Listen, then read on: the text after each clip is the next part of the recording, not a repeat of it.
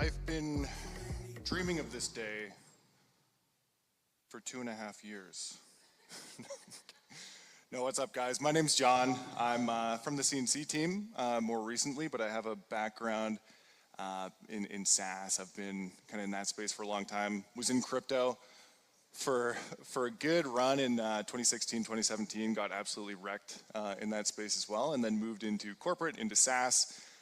Did a lot of growth marketing and growth management, a lot of product stuff, so getting those deeper insights, and like a big part of that was mapping the customer journey.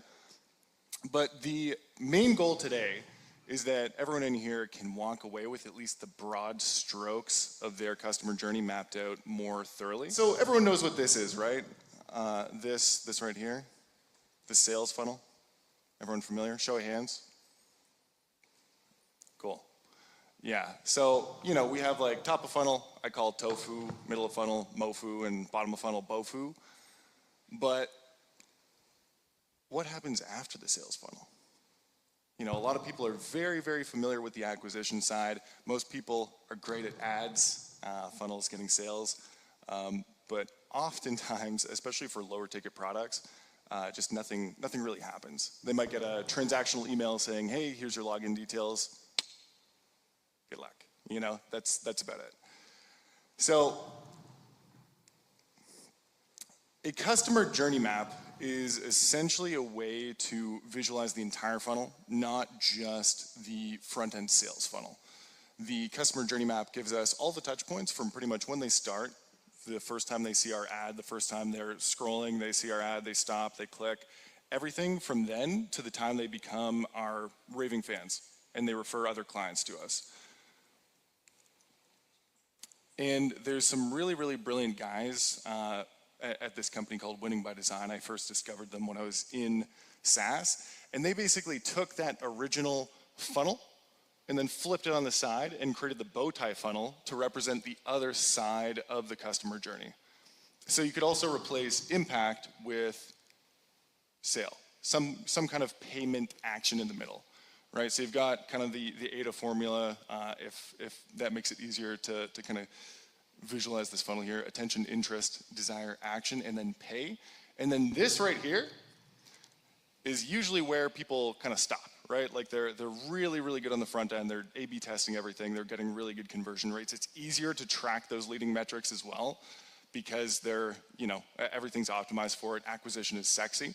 So more and more has gone into the acquisition side.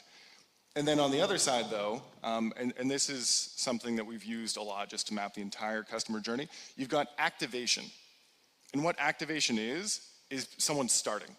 I was chatting with a couple people in the data space recently, and he said that the average activation rate was just abysmal for a lot of industries in general, meaning people would buy something, and I think we're all guilty of that too. Has anyone in here bought like a $27 offer before and then just forgot about it for a year?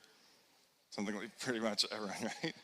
Yeah, so I think we're all guilty of it, and some of that's just us at the end of the day. Like you can't get absolutely everybody to activate unless you're, you know, on an absolute mission. You go like knock on their door or something. It's like, hey, log in right now. But they have to start, they have to activate to get to anything else in the funnel, to get the success of the product that you promised, the outcome that you promised, and then eventually for them to keep staying around because like, this is great, I'm getting results, this is amazing, I'm gonna stay around, and then ascend to other offers in the back end as well. And then from there, of course, when they're absolute raving fans, then they're gonna refer more people to you as well. And the really cool thing about this is that if you focus on mapping out this whole thing, the advantage is that you can decrease your CAC on the front end, or cost per acquisition, and then on the back end, you can increase the lifetime and the value of your customer as well. And then I'll share this spreadsheet template with you in a little while here, but the cool thing is that you can actually map out pretty much every single swim lane for everything, all touch points across your business for a customer. And what I mean by that is,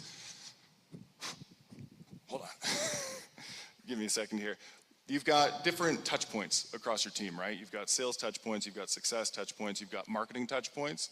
And the thing with that is sometimes they're not in alignment, right? Like you might have a sales motion running And then this actually happened with me with a high ticket offer. I was talking to a sales guy, and then a marketing email came through, and it was like, oh yeah, it's like, instead of the 10K offer, it was a 997. And I asked the sales guy, I was like, hey, like, should I just go for this thing? And he's like, no, I think marketing up. Like they sent something through. Don't look at that, please. So if you don't have this kind of thing mapped, and if your team is not aligned on this kind of thing, then that kind of thing can happen too, where you're missing revenue opportunities because it's like, oh, I could pay 90% less and get more or less the same thing, self-paced, whatever. But a lot of people would go for that, right?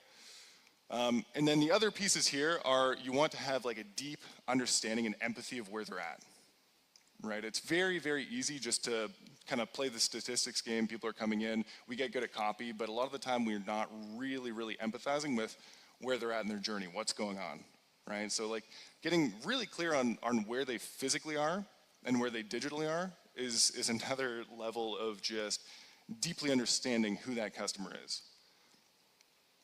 So let's go to the next one here.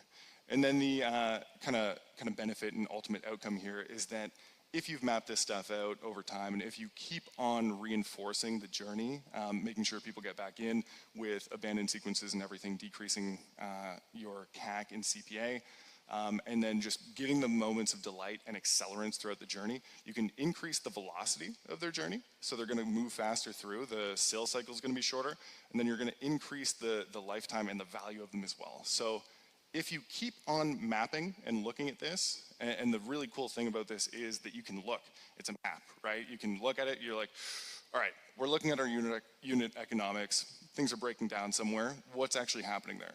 And then you can look at, and you can map the quantitative to the qualitative to everything. So it's just a really nice way to visualize what's going on with your funnel in customer success.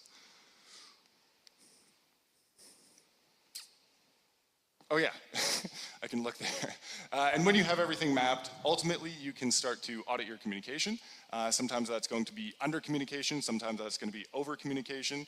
I don't know if anyone here has ever bought like a low ticket book, like a $5 book, and then had not only like maybe 2 salespeople calling, but like 5 emails in different swim lanes, just so much stuff coming at them.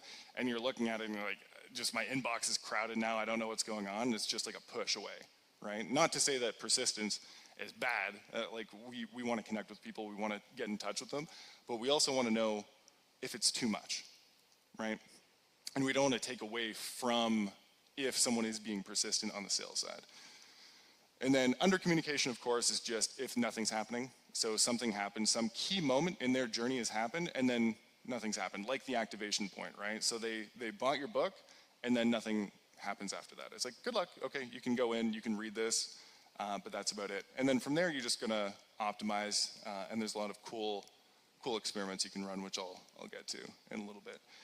You can also find really good feedback opportunities, so that can be quantitative or qualitative feedback, pretty much again across the entire funnel. You're gonna be able to create moments of delight or pinpoint where you want to just surprise someone with something amazing. You're gonna be able to inject fun and humor, and I don't know, like with Ed Ray, for example, maybe he sends a welcome email to any new subscriber that's just like a Vaseline bottle or something like that, like, I know why you're here, or something like that, you know, just some kind of personal connection, little Easter eggs, hidden jokes, and that kind of stuff. And then from there, and this is a really big one, you can also map more clearly what your technical triggers are and swim lanes for communication, so you don't over communicate to people and send marketing emails when they're already in a kind of engaged customer segment. So it's, as an example, tag buyer and then exclude buyer from all marketing sends. That would be an example of a technical one. So you can map that to the same spreadsheet and just get very, very clear. And then from there, you can find out where they're getting excited, where they're frustrated as well. So that can be where those over communications happen. And then ultimately when they're satisfied and super happy with what you got them. And then from there, of course, you've got just your metrics. So you've got conversion rates, time or speed to value, and then NPS score over time too. Also, you can align your team as much as possible and then easily find opportunities across the entire funnel to improve your conversion rates, success rates, retention rates, ascension rates, and referral rates, because you can very clearly start mapping that over time too.